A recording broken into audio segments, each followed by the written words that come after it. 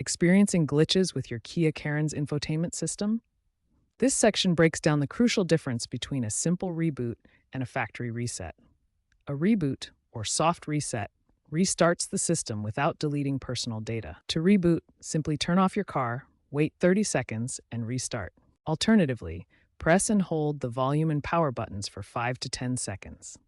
A factory reset, on the other hand, restores the system to its original settings, erasing all user data like saved Bluetooth pairings and navigation preferences. Access this via Settings, System, Factory Reset, or by holding the power button for 10 to 15 seconds while the system is on and then confirming the prompt. Use Reboot first for minor issues, then use Factory Reset as a last resort to fix deeper software problems or corruption.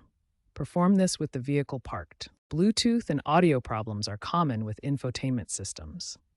Start with the easiest fix, deleting the device from Bluetooth settings and repairing. On your Kia Carens touchscreen, go to Settings, select Bluetooth, and choose to forget the device.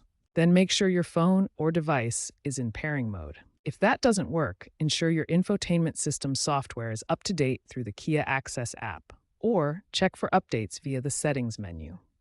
For audio issues like distortion, check the speaker connections and try switching audio inputs, for example from Bluetooth to FM radio, to identify if the problem is consistent across all sources.